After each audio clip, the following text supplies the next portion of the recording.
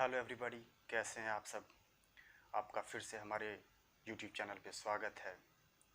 और आज का जो पर्पस है वीडियो में आने का वो ये है कि जैसा कि अब तक तो सबको पता भी चल गया होगा कि एनटीए ने अपना नीट वाला रिज़ल्ट डिक्लेयर कर दिया है इस साल का।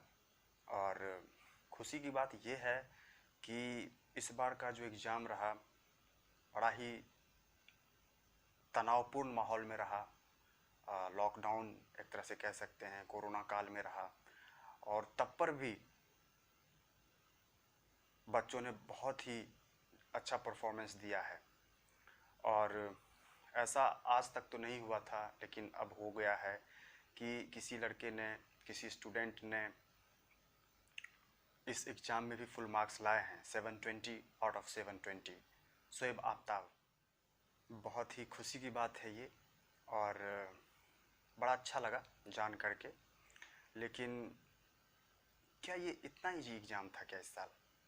अब मैं तो अपियर हुआ नहीं था तो मुझे तो पता नहीं, और मैंने क्वेश्चंस बाद में देखे थे। और हाँ, क्वेश्चन तो कुछ खास टफ नहीं था इस साल का, लेकिन इतना भी ईजी नहीं था यार कि 720 आउट ऑफ 720 भी आ सके। बट ठीक है, अगर आ गया तो सही है। पर ये ज़रूर है कि मेजॉरिटी ऑफ स्टूडेंट्स जितने भी थे उनके मतलब बहुत बच्चों के, मैं तो कहूँगा कि 50 से 60 बच्चों के 700 से ऊपर मार्क्स हैं।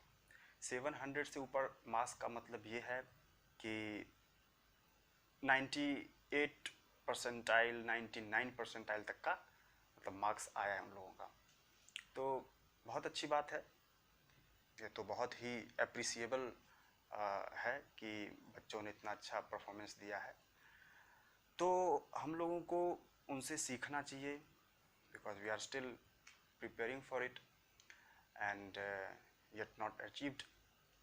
तो उनसे सीखने की ज़रूरत है।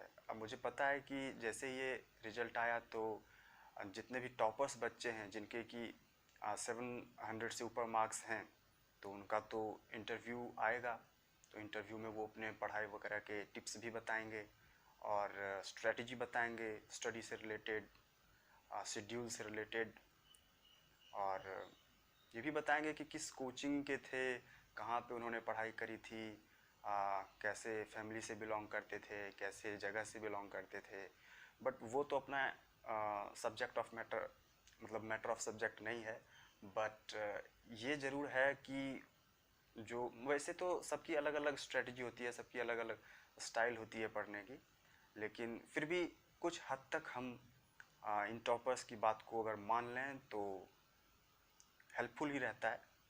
बाकी पढ़ने का तो अपना अपना तरीका है ही। लेकिन एट द सेम टाइम एक ये भी बात बहुत ही सही है कि हर एडवर्टाइजमेंट के पीछे की भी एक अलग कहानी होती है। तो आंख बंद करके सामने से जो दिखाया जा रहा है उस पर विश्वास नहीं कर लेना चाहिए। क्या पता अलग कुछ और ही चल रहा हो, लेकिन पर्दे पे दिखाया कुछ और जा रहा हो। तो कुछ भी हो सकता है, because everything is fair in love and war. तो NEET is also a war, so yeah may be possible. But हम लोगों को उस पर ध्यान नहीं देना है, हमें तो पॉजिटिव रहना है, पॉजिटिवली चीज़ों को लेना है और पॉजिटिव तरीके से ही काम को अंजाम देना है। तो अपना तो उधर तो ध्यान जाना ही नहीं चाहिए कि क्या हो रहा है क्या नहीं, ऐसा कैसे हो गया, वैसा कैसे हो गया। Now result is in front of you, just believe on it. और आपके पास चारा भी क्या है, बिलीव ही कर सकते। तो have trust on yourself, study like lion. You know lion कैसे अपने टारगेट को के पीछे भागता है। तो नीट हो या चाहे स्टडी से रिलेटेड कोई भी कॉम्पिटिटिव एग्ज़ाम हो, तो आपको एज अ लायन ही अटैक करना चाहिए और तभी जा कर के उस चीज़ में सफलता पाई जा सकती है। तो study hard as well as smart and at the same time have faith on God.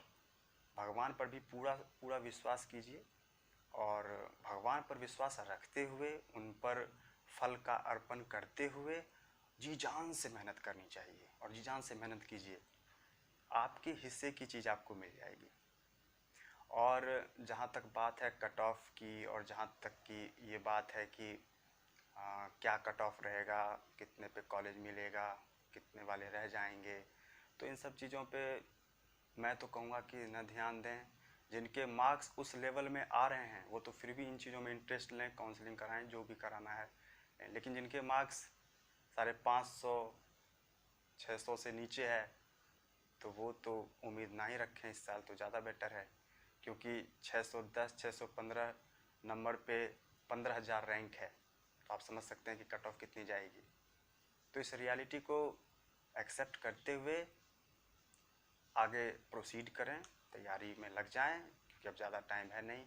और अगली बार मेरे हिसाब से नीट अपने टाइम से ही एग्ज़ाम ले लेगा, तो आपके पास वैसे भी ज़्यादा टाइम नहीं है, तो सोच विचार में और उधेड़ बुन में तो टाइम लगाना ये तो सही नहीं है। अब तो एक्सलेशन दबाने का ही ज़रूरत है स्टडी के लिए। तो घबराएं नहीं, मार्क्स इस बार फुल आ गए हैं, कोई ज़रूरी नहीं है कि अगली बार भी फुल आ जाएंगे। किसी बच्चे के हो सकता है पेपर टफ भी बन जाए तो मार्क्स बिल्कुल ही नीचे आ जाए, ये भी हो सकता है। और पढ़ने वालों की तो कमी है नहीं, और बस आप खुद पे ही विश्वास कर सकते हैं, बाकियों पे विश्वास नहीं कर सकते हैं। तो have faith on your self and on God and just study. आप अपना कर्म कीजिए, फल की चिंता मत कीजिए, और फल आपके हक का है भी नहीं, फल तो भगवान ही देंगे। Just have faith on him and study.